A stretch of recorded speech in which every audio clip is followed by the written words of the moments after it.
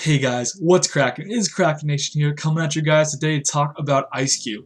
But you may ask yourself, whoa, Krakenation, Akeem, whatever you want to call me, you already made a video on Eiscue. Why are we getting a second video on Eiscue? Well, let me tell you. So, on this channel, I'm going to really strive, and I've always tried to strive to give legitimate, valuable information. Now also, I make mistakes from time to time. I'm not perfect, nobody is, and I'll be the first one to admit it. I definitely have made mistakes even here on this channel, so while I like to try to be a reliable source of information, I know there's going to be times where I make mistakes. I think the best thing that I can do in those situations is own up to it and realize that I made mistakes with my Eiscue video. When I looked at it, I didn't look at its stats closely enough, I didn't look at its move pool closely enough, and I missed a couple of very key details, and those details really change how competitively viable Eiscue is. So thank you guys in the comment section below on that particular video that I have since made private, but it's somehow still getting views, so if you want to explain how that's happening, feel free. But I made that video private, so I unlisted it because I wanted to try to give Eiscue a better chance and talk about it with a more fair, more researched, now more well-founded opinion. So like I was saying earlier, thank you guys that took to the comment section on that particular video and called me out. Call me out, I do not mind. If I have made egregious errors like I made in that Eiscue video, I want to be called out. I want to make sure that the information I'm giving is to the highest standard that I can. And I know I'm going to make mistakes from time to time, and so it's my job to correct that, to own up to it, to be accountable to the fact that I made a bad judgment on that video and I didn't make sure that I got every single fact straight that I had said. I missed, most importantly, the other form of Eiscue, and so in this video today, we're going to talk about Eiscue. But yeah, thank you to all you guys who made sure that I stayed accountable, and this is me thanking you guys, and I'm going to make sure that I also hold myself to that high standard, own up to my mistake there, and we're going to go ahead and we're going to talk about Eiscue today. So yeah, thank you to you guys. But alright, so Eiscue, like we talked about last time, it's an ice type. It's got the ability Ice Face. Now, what I failed to recognize last time is that Ice Face has this second form, right? So what Ice Face does is it basically every time you switch in, or when you switch in during the game, you can take one ice type attack for free. I should say one physical attack for free with your Ice Face ability. It's basically a substitute for only one physical move every game.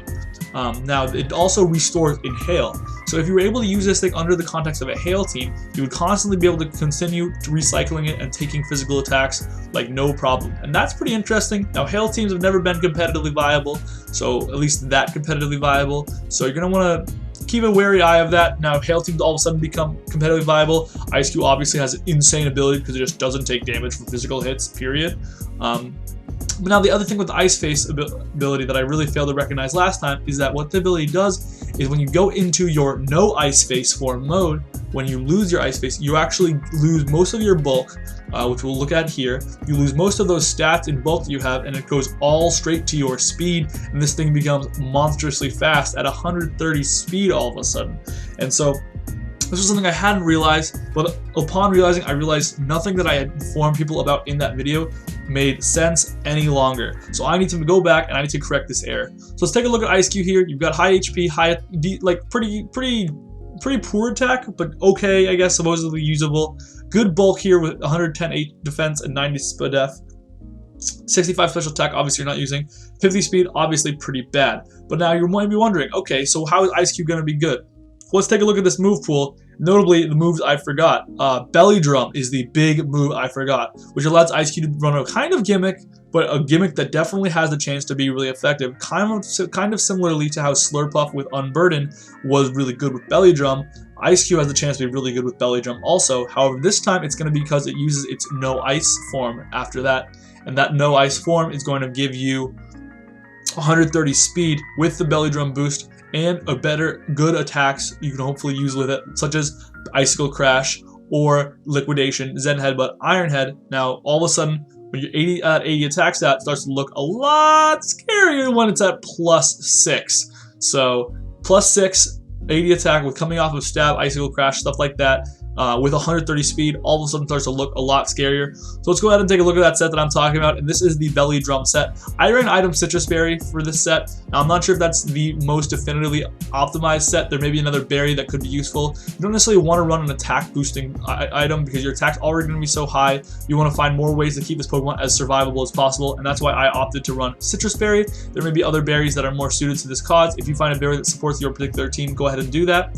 We're going to run 252 attack, 252 speed, Jolly Nature, because you want to make sure you're as fast as possible once you're in no ice form. We're going to run Belly Drum. Belly Drum will allow you to, you can hopefully bring this thing in on a physical attack, bring it on a free switch on a physical attacker, click Belly Drum, and be able to start firing off really powerful attacks would be the goal. Now, notably, one thing I didn't make sure of here, you want to make sure that you're going to have an even number of HP, so that Belly Drum can theoretically put you in Citrus Berry range. So I need to you might want to double check that 252 attack, 252 speed.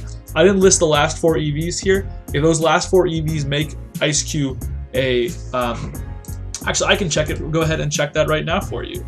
Eiscue with no investment in, so you're gonna need to put those last 4 EVs into HP, guys. You will need to in fact put the last 4 EVs you have into HP to reach 292 speed on your Eiscue, and therefore you're going to be able to activate your own Citrus Berry by clicking Belly Drum.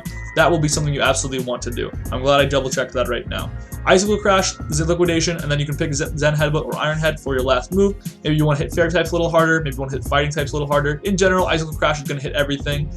So really all you need to do is find ways to hit things that aren't weak to Ice type. So maybe Iron Head is going to be better against hitting opposing ice types, for example, or opposing rock types. Well, you already have liquidation for that matter. Hitting steel types is an issue, and we'll talk about that. But I think this is going to be the Eiscue set, and this set definitely is a little gimmicky, I'll be honest, but it is gimmicky in a competitively viable way, like Slurpuff was back in the day. So I'm glad I got the chance to correct myself on this video. Let's go ahead and take a look at the new adjusted pros and cons to summarize. So obviously now we realize that Eiscue has great physical power. It's got a useful ability for setup in Ice Face that gives it setup opportunities on physical attackers, and Belly Drum power is obviously going to be absolutely bonkers. It also has fantastic speed in its no ice form, and that's going to be what propels it into these potential sweeping type roles. Unfortunately, it has cons still. It's not perfect still. It's got poor defensive typing. That hasn't changed. It's still going to be exploitable by special attackers, and its awful bulk in its no ice form is going to be easily revenge killed in most situations, especially if you're already clicking Belly Drum. Now, so for team options, Hail Setters could definitely be something you consider when running Eiscue. The ability to reset that Ice Face as many times as possible is going to be insanely powerful. Revenge Killers are going to be another good option. When you're running a sweeping Pokemon like Eiscue, Revenge Killers to help clean up after the fact could be really nice. Pokemon to beat opposing Steel types. Eiscue really struggled to hit Steel types. Its best move to hit them is probably going to be Liquidation, so you're going to want to find hopefully a way to whittle down Steel types beforehand. Finally, Special Walls are good partners for Eiscue because it doesn't want to have to take special hits because its ability only helps it on the physical side. It can easily be exploited, therefore, on the special side. Biggest threats for Eiscue are going to be powerful priority moves and Choice Scarfers that kind of go hand in hand. Basically, 130 speed, while great, won't be fast enough for a lot of decent Scarfers. Pokemon like 90 base speed Scarfer will be able to outspeed Eiscue and Revenge Kill it pretty comfortably most of the time. So you're going to want to be careful about powerful Choice Scarfers and powerful priority that can knock you out when you're in your weakened. You're all going to be weakened when you're in your no ice form because you no longer have your Ice Face. You've probably clicked Belly Drum already, and your bulk is already inhibited. So you're going to need to be really careful about setting up while there's still powerful priority move users or powerful Scarfers on your opponent's side of the field. Finally, Steel types, like I said earlier, you don't have an effective way to hit them, so Steel types are going to be a big problem for you. So that's going to be my revised Eiscue video, guys. I hope you enjoyed this video. Be sure to click that subscribe button if you want to stay up to date with everything I'm doing in Pokemon Sword and Shield and all my competitive analysis videos. Comment down below what you thought. And again, I just want to extend a big thank you to the people that made sure to keep me accountable for keeping up the highest level of information. Again, I'm not perfect. I've made mistakes in my videos, that's for sure.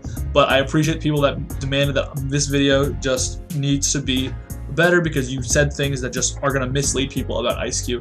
So I really appreciate that, guys, and I'm going to hold myself accountable to that standard too. Thank you guys so much for that, and until next time, I will see you guys later. Krakenation out.